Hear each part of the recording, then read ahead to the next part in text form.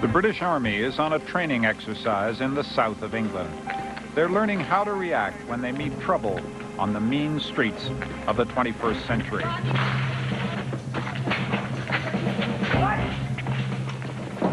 Come on! Come on!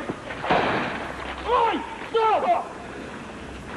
Put your weapon on the ground! Stop gun was here now, not everybody. Step away from your weapon! On the floor! On the floor! Chapman, get on the floor! That's nothing. Get the rest of them on the floor, face down. Down. Get down. Nothing. Soldiers used to be trained for war. Now they're learning how to keep the peace. And the new rules are far from simple. Right. Stop! What we've seen there, everyone agree we've seen someone getting quite a severe beating. Do we have to intervene? Straight away we have to intervene. We are a peacekeeping force, yep? We've got to get involved. In the wars of the past, a soldier wasn't paid to think. In the wars of the future, soldiering is all about thinking, making split-second judgments in violent situations. To get these judgments right, a soldier has to know his rules of engagement. Where's the team commander there? Now, you came in there and you fired a warning shot and the pistol was there. Okay, so you're quite entitled to do that. If that pistol hadn't been there, you couldn't carry on. Okay, you had lost the initiative then. All right? But you carried out, I'm not taking away, you did carry out the right actions there. If that pistol hadn't been there, you'd have lost the plot.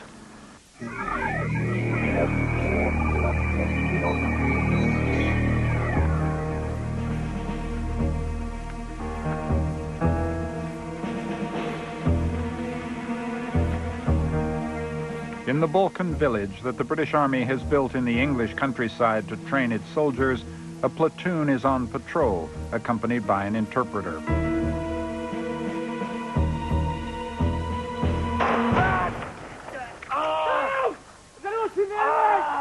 The interpreter is hit by a sniper.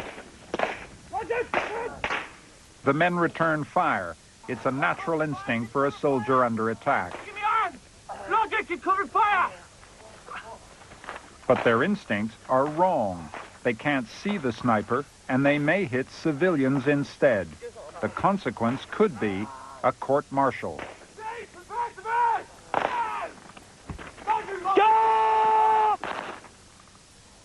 The face of war is changing, and so is its moral code. No longer kill or be killed, no longer my country right or wrong. In the 21st century, our soldiers' rules of engagement are going to have to be as precise as their weapons, and that amounts to a moral revolution in the history of warfare.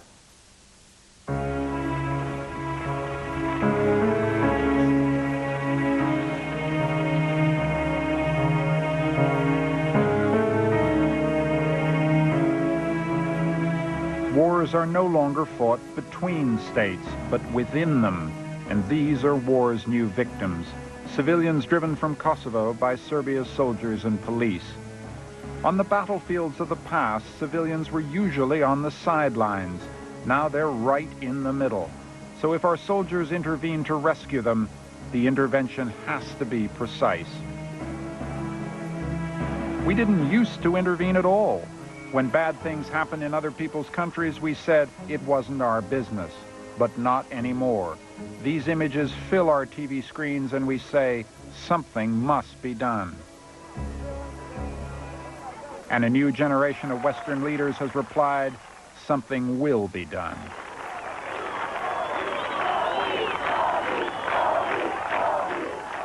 No longer is our existence as states under threat. Now our actions are guided by a more subtle blend of mutual self-interest and moral purpose in defending the values we cherish. If we can establish and spread the values of liberty, the rule of law, human rights and an open society, then that is in our national interest too. The spread of our values makes us indeed safer.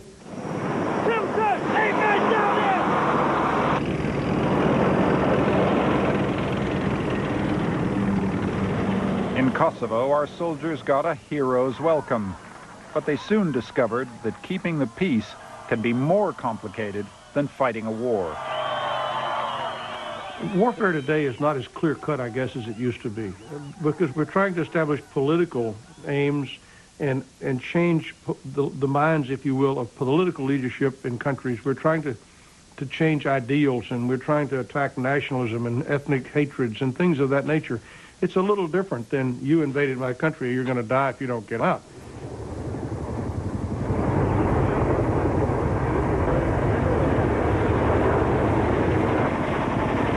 We put our soldiers in a bind. Defend human rights, we say, but don't take any risks, and don't get yourself killed. I believe you have to be prepared, when necessary, to kill for your values. I mean, at times you are your brother's keeper. And there are times when to stop the killing, to stop the atrocity, to stop the genocide, you must be willing to kill. It's the sad paradox of mankind.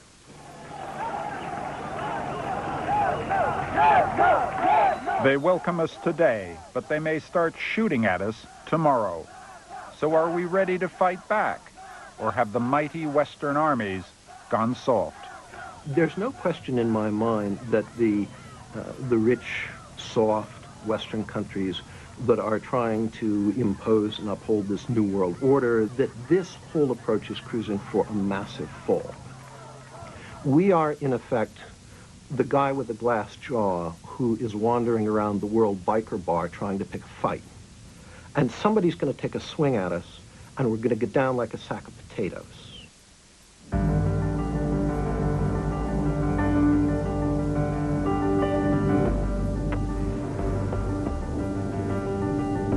If waging war on the ground seems risky, why not wage it from the air with B-2 bombers? It has smart munitions which limit civilian casualties, and it flies high and invisible, so pilots aren't put at risk. It's the perfect lethal weapon for liberal democracies.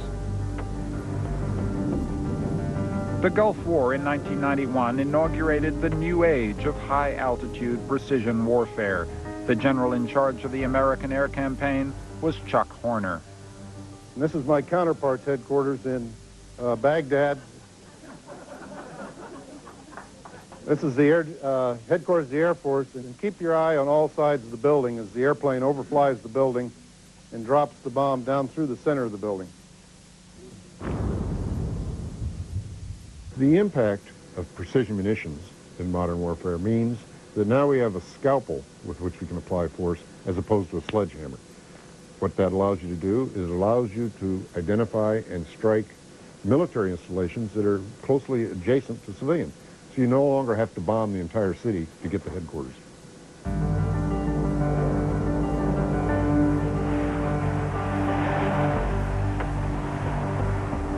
Modern air power is awesome, and it's also precise, but it can't do everything. Smart bombs can take out fixed targets like headquarters, but if you want to stop people slaughtering civilians on the ground, smart bombs are next to useless. From 30,000 feet or 15,000 feet, you don't spot, let alone stop, the rapist with a knife or the massacring soldier with the rusty Kalashnikov in the ravine. Warfare is about killing and dying. The military is not a surgical instrument. It's a sledgehammer. It's for breaking bones, for smashing in skulls.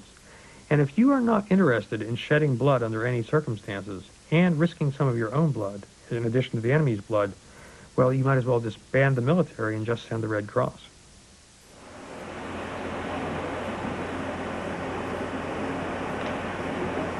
Exercise Blue Flag at the U.S. Air Force Base in Barksdale, Louisiana. These are the targeting elite of the U.S. Air Force. We don't know which specific aircraft. Their job? Select the targets to attack, choose the bomb for the target, and the right plane to fly the mission. In the new age of surgical warfare, these are the surgeons. There are lawyers, too, it turns out. In the military jargon, they're called Judge Advocate Generals, or JAGs for short.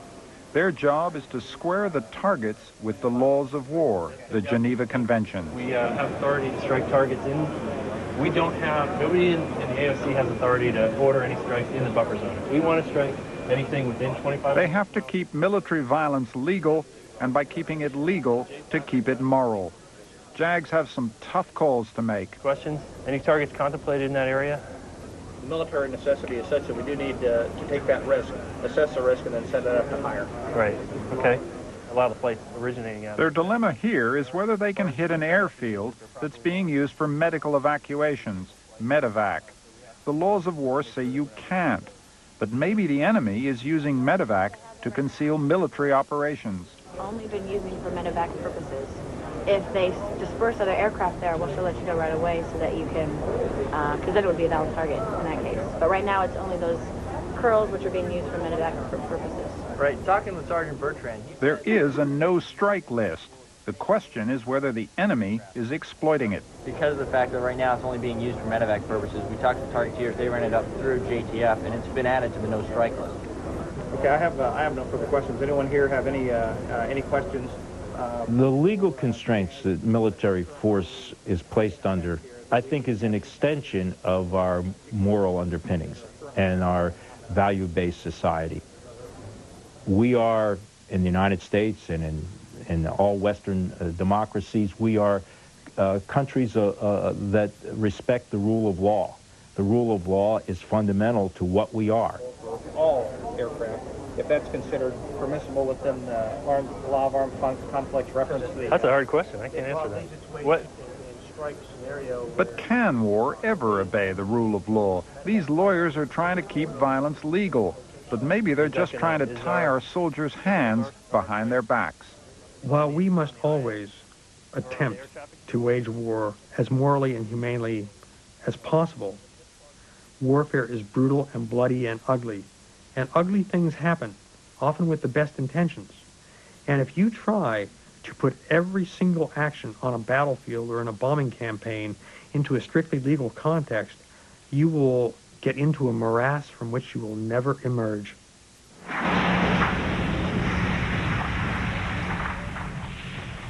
The lawyers didn't get their hands on war until quite recently. The U.S. invasion of Panama in 1989 marked the first time that JAGs were in on the kill.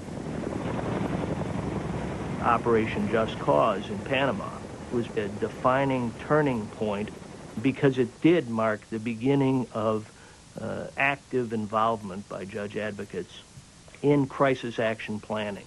Clear the building, bring them out. I want some security placed on that building looking back. We had issues that ranged from the way that we would employ particular weapons, the weapons platforms that would be employed, whether or not there was contemplated an acceptable level of collateral damage as we pursued the military objectives involved. The initial reaction was frequently, why is this lawyer trying to help us plan this campaign? But after an initial discussion, I think it was the universal experience that the JAG was very well accepted at that point. 4, 3, 2, 1, launch.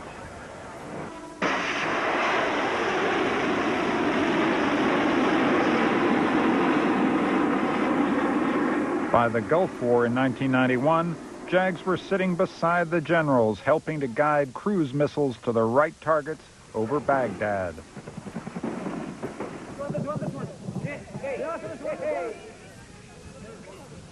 There were JAGs involved in several different cells within the planning organization.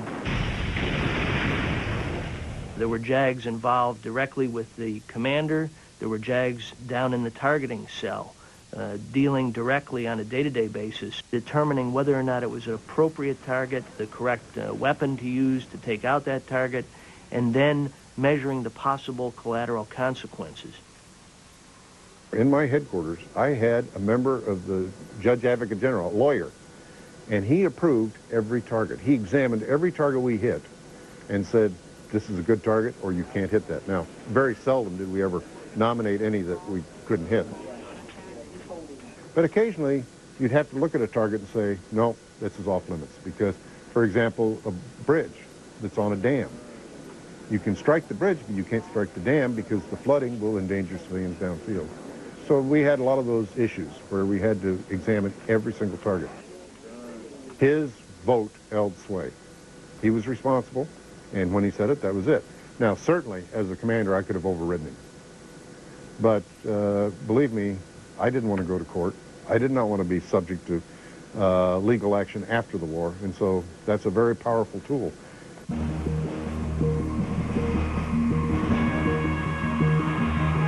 Lawyers have revolutionized warfare. Over Vietnam, these B-52s could hit any target they pleased, but over Kosovo, a generation later, every bomb dropped had to be approved by a committee of lawyers.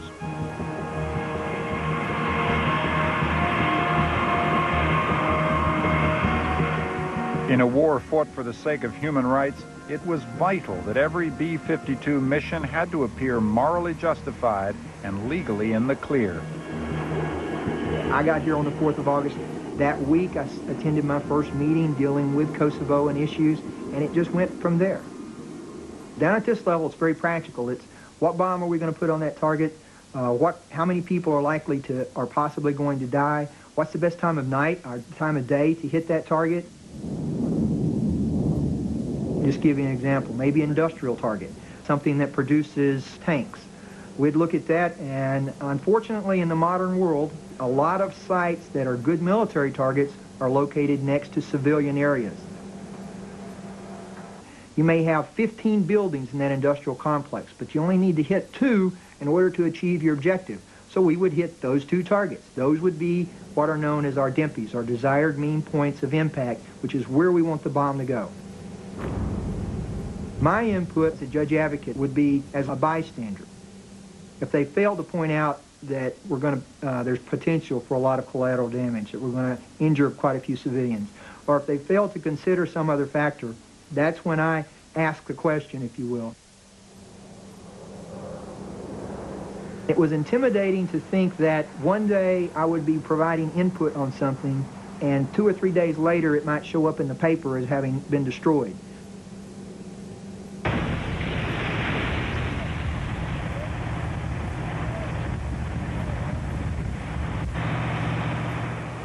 That's a sobering thought, but it makes you realize that this is not a game, this is important. You need to do your very best all the time.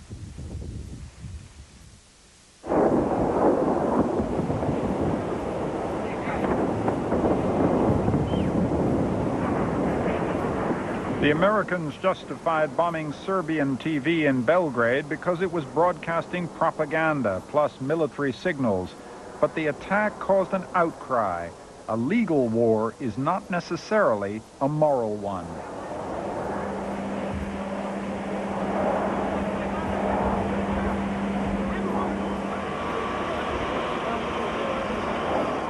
Was it right to bomb the bridges?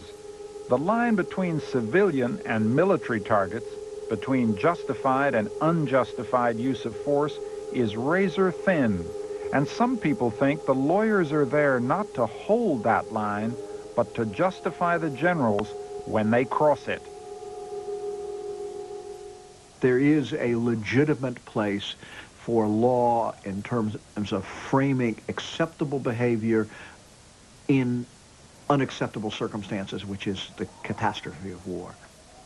On the other hand, I think the sort of appearance of the increasing importance of lawyers are sort of twofold. One is a legitimization of, if you will, our actions, that they have been approved by lawyers and therefore they are legal. And in a legalistic society, of course, that's seen as an absolutely wonderful way to justify, blowing large numbers of bridges and buildings to pieces. There's an even more important thing, and I think this is really deleterious to sort of military effectiveness, and that is sort of the desire to cover your own ass, as we Americans say.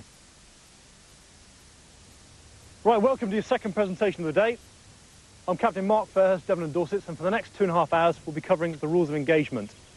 As United Nations peacekeepers, British soldiers are learning the rules of engagement for Bosnia and Kosovo. situations which are neither peace nor war. As the actual brokers. The rules are designed to keep them from killing somebody by mistake. But if you're trained to kill, the rules don't seem to make much sense. The mission is not war fighting. There is no enemy. There is, however, a threat. Now, at the outset of hostilities, the rules of engagement for Kosovo were written. It's a government white paper about yay thick, an Amazonian rainforest, which wouldn't be much practical use to you. So what we have is the distilled version in a small tactical handy handout, which you keep in your pocket at all times. History is littered with examples of people that haven't operated within these guidelines and are now serving 10 years pokey for manslaughter or murder. Throughout the rest of the morning, then, I'm going to cover line by line the green card, and we'll have a number of examples and demonstrations from our crack demo troops.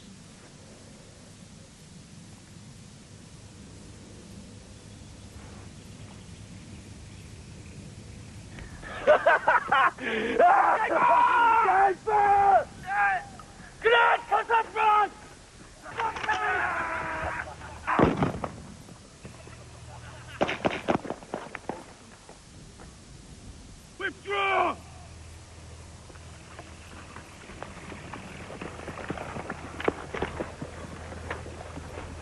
Move! Rewind. We'll try that one again.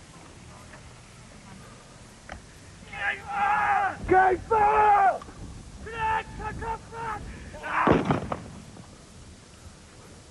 Withdraw!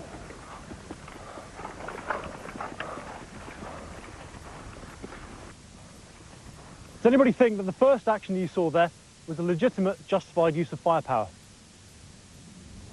Yeah. Yeah? Who said yeah? Raise your hand. Yeah. Whereabouts in the green card do you think that was justified? Yeah, on the opening front here. Yeah. 11B. Front, yeah, 11B, that's it. Front detonation throws or prepares to throw an explosive or impeachable device at any of you or your person in your presence. Does anyone think it's not an acceptable use of firepower? Okay.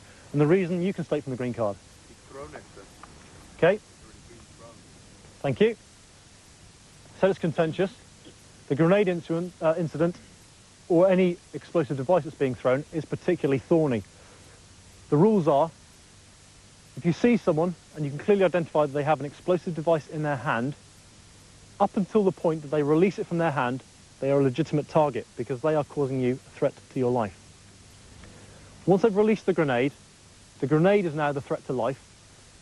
I'll return you to the green card if there is no other way of preventing danger. Like the danger is from the explosion. What's the way of preventing that danger? Take cover. As I said right at the start, the green card does not allow for retrospective action. So if the man's thrown it and he's running away, you cannot open fire on the running man. Bottom line. What you can do is run him down, drop him to the ground with a rugby tackle and arrest him. Obeying these rules of engagement isn't easy. A soldier has to make war on the very instincts that made him a soldier in the first place. So the question is whether we should be turning our soldiers into policemen. And if we do, whether they'll lose their fighting edge. In Kosovo, the British Army is applying the lessons it learned in Northern Ireland. Keep friendly, keep vigilant, watch your back. Yeah, okay, goodbye. This suburb of Kosovo's capital is tense. Serbs and Roma people in an enclave surrounded by hostile Kosovar Albanians. It may not look like it, but this is dangerous work. You can't actually send policemen in here. You see enough when there were 11 children were asleep in there? Yeah? 11 o'clock night. 11 o'clock at night? Yeah, 11 children. Yeah. Go. You have 11 children and they sleep inside? Yeah. The man with the broken window is too frightened to say who did it. You don't know who it was broke the window? It may have been Serbian or Albanian? No looking. No looking. Albanian, no. Serbian, no. Gypsy, no. Don't know who it was? Well, tonight?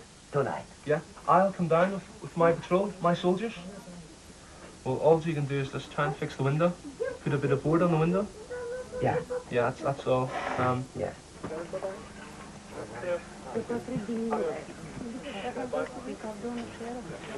You do need soldiers to do this job, but if you turn them into peacekeepers, can you turn them back into warriors?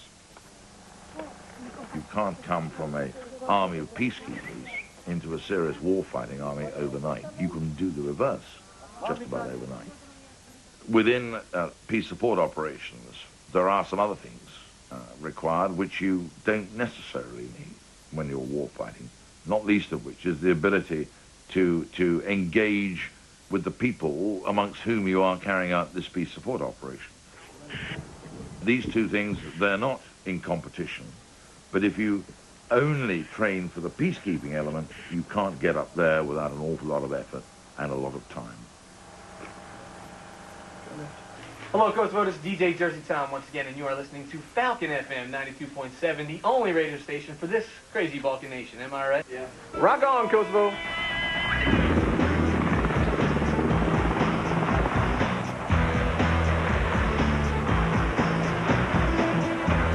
Camp Bonsteel, home for the 5,000 American soldiers in southern Kosovo. When America comes in, it comes in heavy. But even the biggest military force in the world finds itself stretched too thin, worrying that in defending values, it's neglecting its core business, defending U.S. interests. The military today is being asked to prepare for everything from waging the ultimate war to feeding people in Bangladesh during some sort of natural disaster. Say, see you later, alligator. See you later, alligator. And they have to be good at all of it. Because they're human beings, they can only concentrate on so much. And the core tasks of military culture, they have to be trained for with a sense of urgency and a sense of focus, because they're the hardest ones, and ultimately, they are the task at which the military cannot fail. You can muddle through or muck up 100 Haitis and Somalias and Kosovos, and a great nation won't pay a price for it in terms of its status in the world or the freedom of its citizens. But if you fail at one of the larger conflicts, you failed the nation. You failed the only reason the military exists.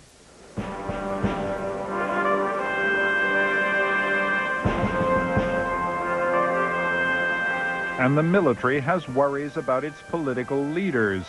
They're the ones who give the orders.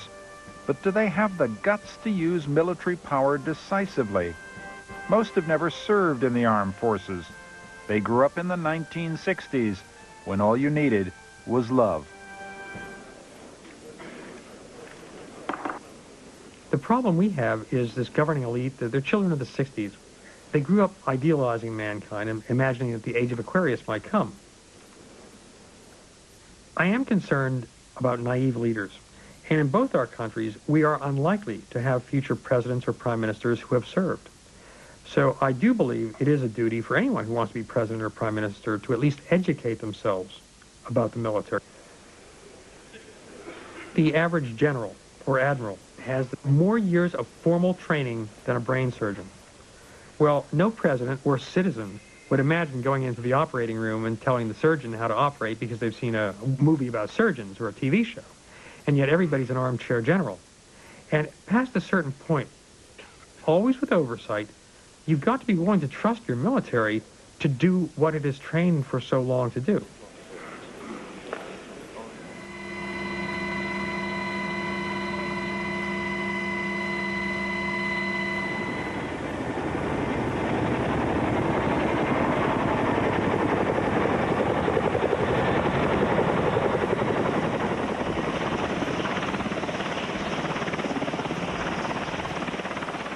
Admiral Leighton Smith knows all about the problems of trusting and being trusted by your political leaders. In 1995, he commanded NATO troops in Bosnia.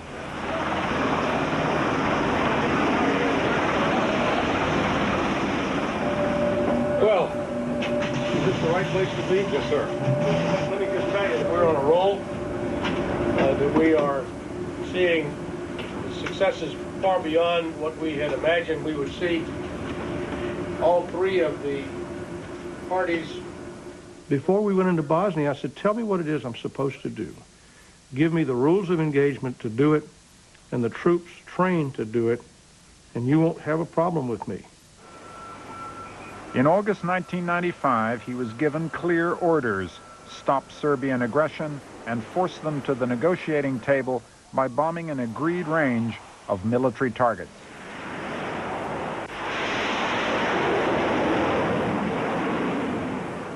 We developed the target list, and we had been given some very, I guess, they were good guidelines in terms of what targets we could hit. There was very little doubt in my mind what I could and what I could not hit.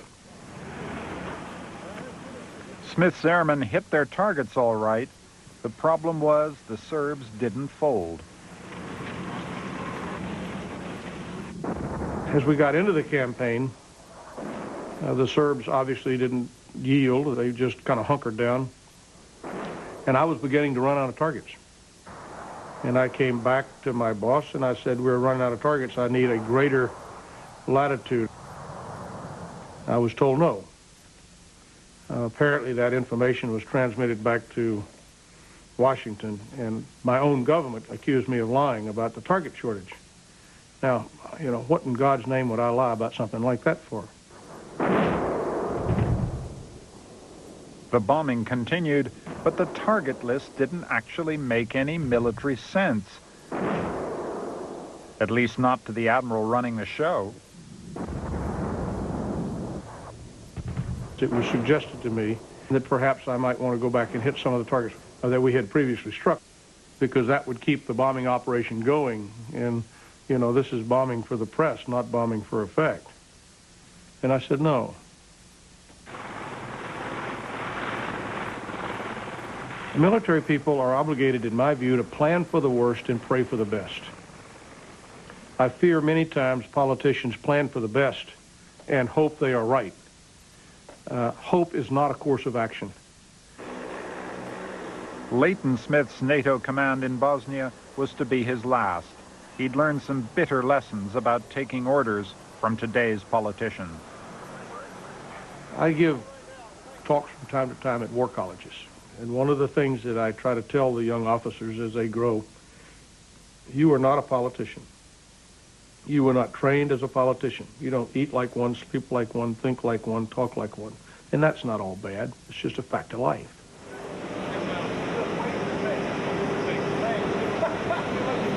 And what I tell these young military officers, if you're not completely honest with the political leadership when talking about developing a mission and or developing a plan, then you deserve whatever the hell you get.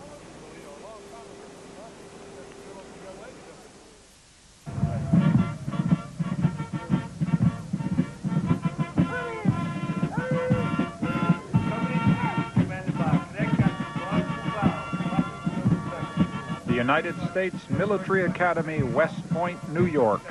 Here, the United States Army trains its officer elite.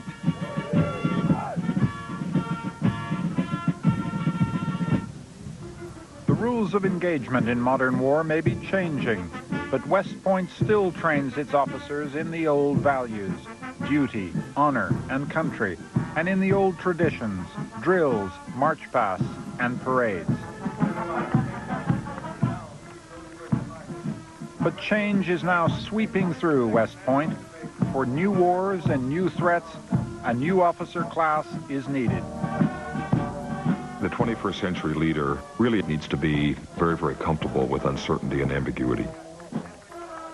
We try to make sure junior leaders, senior leaders are comfortable thinking and acting outside the box. We've tried to get away somewhat dramatically from this notion that the only proper answers are yes, sir, no excuse, sir, and sir, I do not understand. That's not the environment that we want officers, NCOs, and our soldiers to be operating in. We want them comfortable with uncertainty, able to operate in the middle of absolute chaos.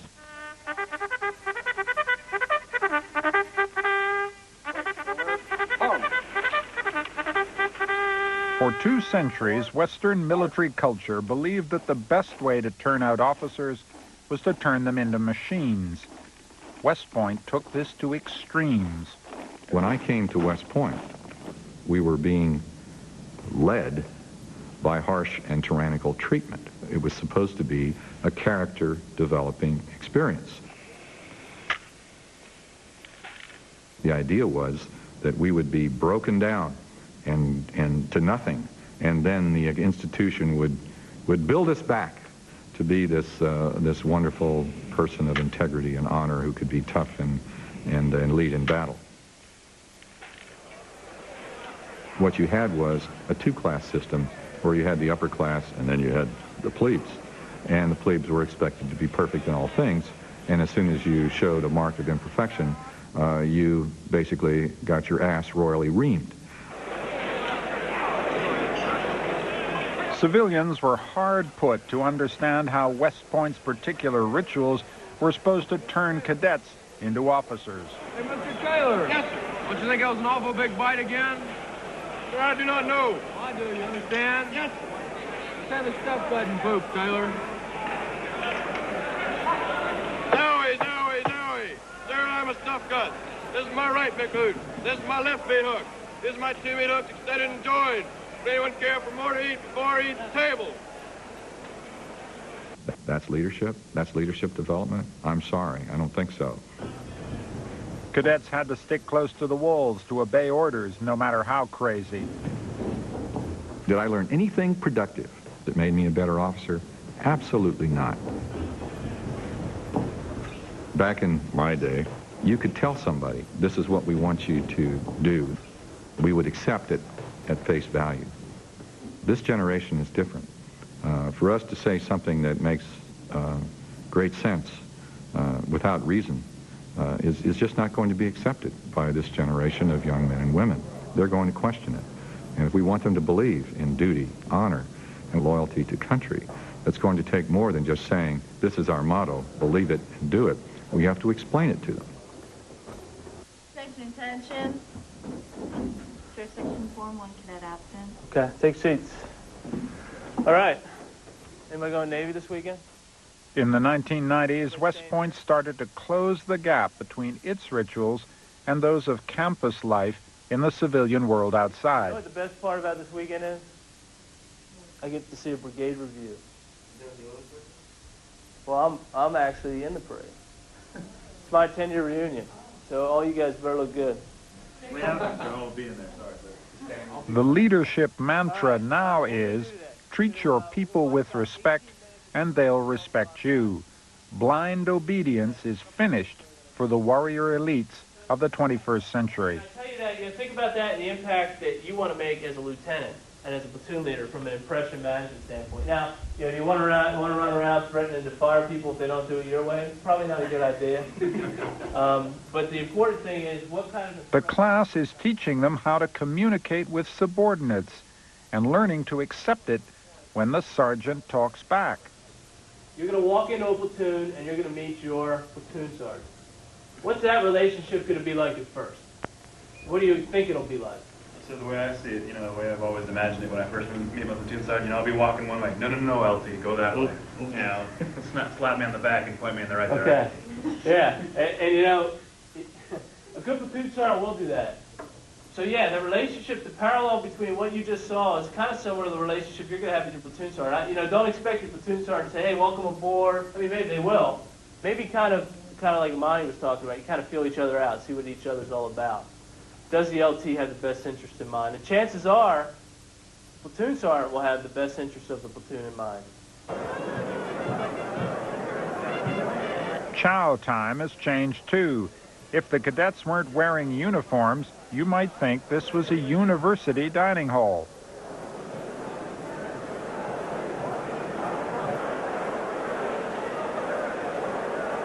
Thank you for your attention to the Blood Lady.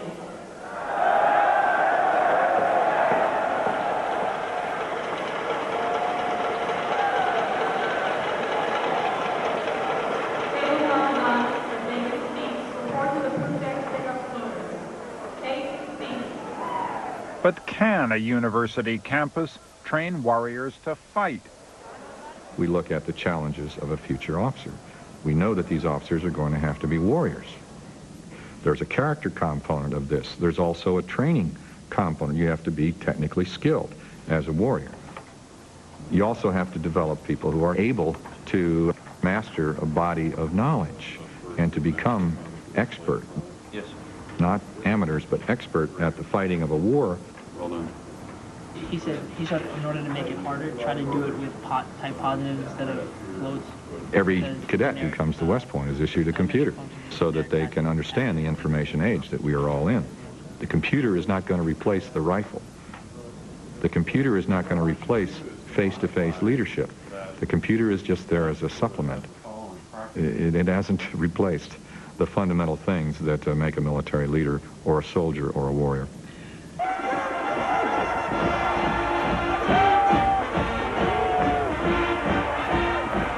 Saturday afternoon, and West Point is out in force for the peacetime equivalent of war, football.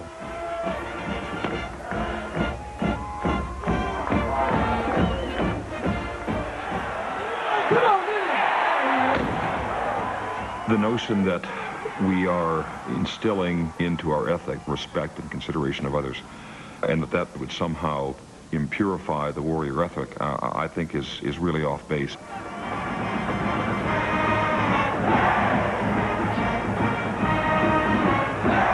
What we do is to blend the notion of courage and physical prowess on the battlefield with a companion ethic that says you also treat subordinates humanely, you treat non-combatants civilly, you abide by the laws of war.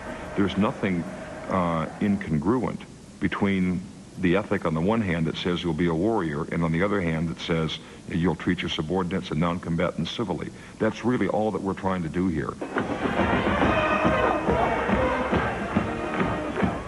The problem is that football may be the closest these cadets ever come to feeling the raw aggression of real combat. West Point exists to train leaders for combat, but do its cadets still have what it takes to prevail on the battlefield?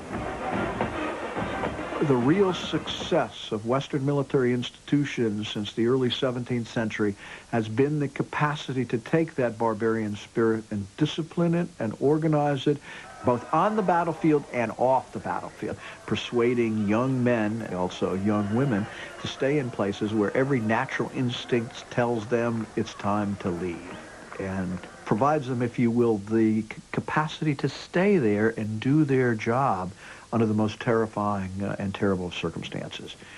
And I think we're beginning to lose touch with that sense in the American military of what military culture is about.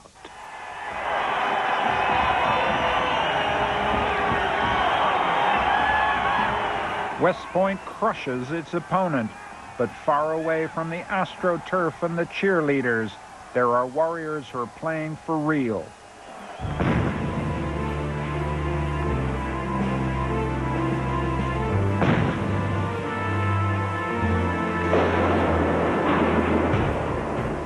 In the West, we talk of war as if it were laser surgery. In Chechnya, war is what it's always been, a bloody and chaotic test of wills, where people suffer and die.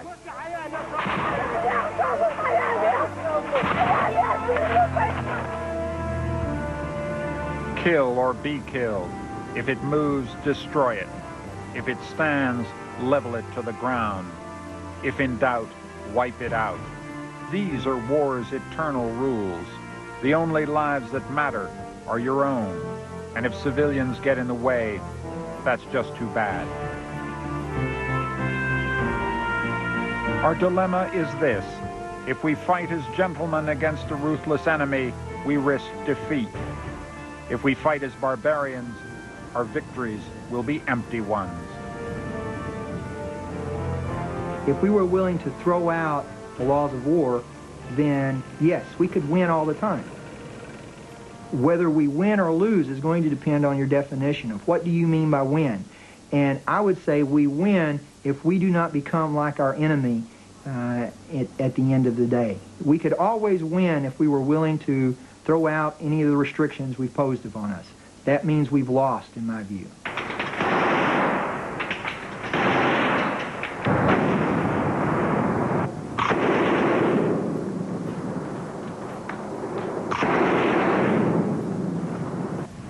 one of the big dangers of the future is that we'll lose that edge, that hardness, that toughness, and that we'll become the soft society that is then attacked at many different points by the hard and hungry societies of the world. It's a historical pattern familiar to all of us, and it's been responsible for the rise and fall of many empires. We often wonder if we're next. At the very time that we have become obsessive about the value of each human life, many of our enemies truly have little regard for lives other than their own. This sense of responsibility for the lives of others that permeates Western civilization just doesn't exist in much of the world. It's a bloody, brutal place out there, and you just don't see it from the comfort of your home in Northern Virginia or Sussex.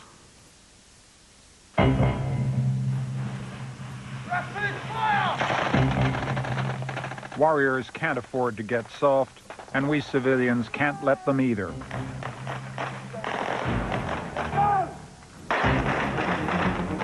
Back in Britain, the parachute regiment seems to have a pretty good idea of what war is really all about.